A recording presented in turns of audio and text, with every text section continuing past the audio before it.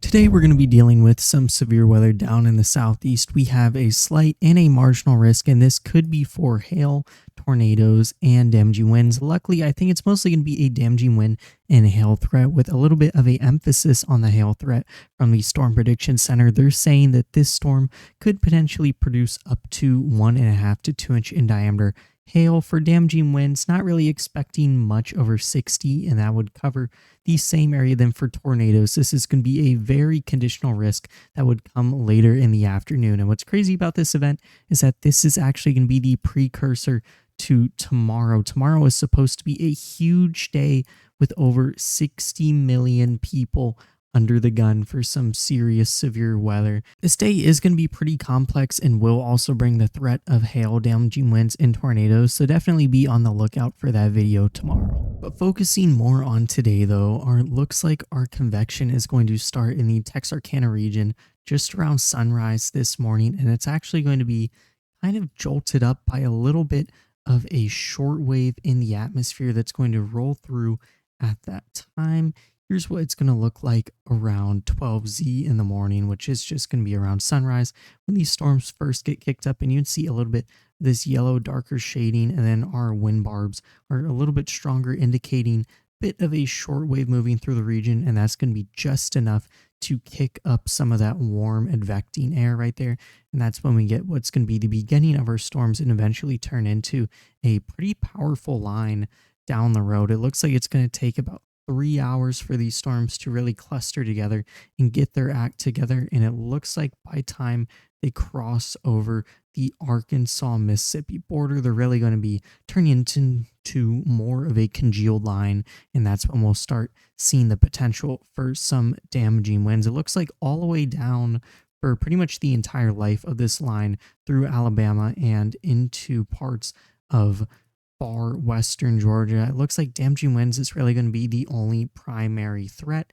And then as we go into the later afternoon, we are going to see kind of a more warm air advecting regime behind that line, where we could see a little bit of supercell blips back here, and these are going to have a greater chance of producing tornadoes as well as all hazards, although that threat is still going to be conditional and there may actually be no tornadoes at all today. So that's going to be something important to remember. Now for the steering of our main line, it's going to kind of be train tracking down that flow from our upper level trough and just general 500 millibar flow moving through. You can kind of see how it tilts down towards the southeast right here, and how our storm is going to train track pretty perfectly along that. Other things to note is that we do have high pressure in the Gulf, which is going to help with kind of evecting quite a bit of that warm, moist air over land. And then also with that cold front we had down here kind of a couple of days ago, that's going to start moving up as well. It will be a stationary front at this point, but later in the day will eventually transition into a bit of a warm front, also helping with more warm, moist air advection. As we go over to our surface analysis, we can see just how good the moisture is going to be. It looks like it's going to be high 60s pretty much all the way through the lives of these storms, and then maybe later in the day with a couple of those blips possibly flirting with 70-degree dew points.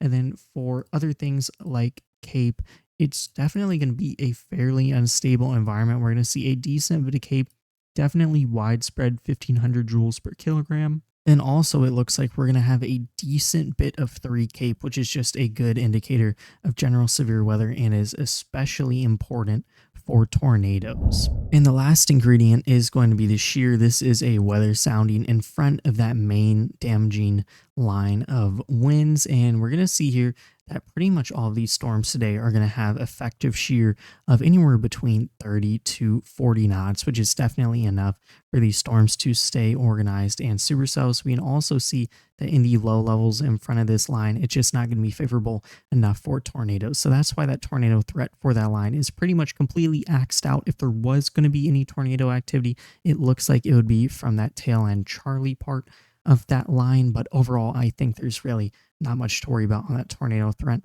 other than hail, which definitely is going to be possible. We have quite a bit of Cape up here in the mixed layer, and we don't really have capping at all. And then it looks like our lapse rates are going to be about 7 Celsius decreasing per kilometer. Then we also have a little bit of a elongation in our hodograph, although our hodograph looks quite wonky. Other than that, we do have a decent bit of cape here. It's specifically showing closer to 1700, and then our 3 cape is going to be fairly close to 100. Now that's pretty much it for this line.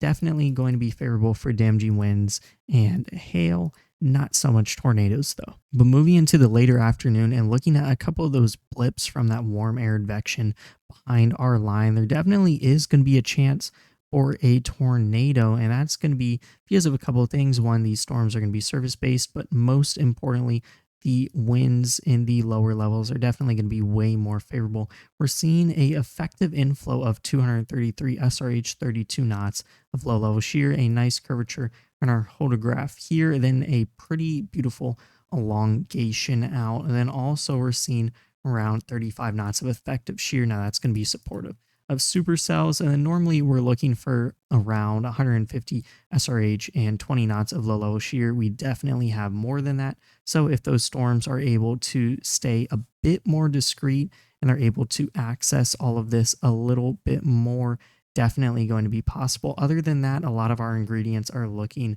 pretty similar. We do have, in my opinion, more favorable thermodynamics with a bit more dry air loft. This would be more conducive of some stronger downdrafts with these supercells in particular. And then also we're seeing a pretty solid and constant lapse rate of close to 7 Celsius decreasing per kilometer all the way up. 68-degree Fahrenheit dew points, and then 1500 cape or 3 cape isn't going to be as solid though, only 50, but that's definitely not going to be a deal breaker. Also, we are seeing turning and strengthening of our winds with height. These are all indications that tornadoes are going to be possible. It's just, will those storms be able to stay discreet, and will they be able to organize enough, or will they kind of succumb to a lot of messy convection with that warm air advection? And then the only other fail mode today with this is that it looks like there are going to be a lot of clouds today out in what's going to be kind of our mini warm sector. There's not much of a warm sector, but the area that's going to be conducive for development, and it looks like there are going to be a lot of clouds. So it's really going to rely on where we're going to have breaks in those clouds and where we're going to be able to see greater destabilization.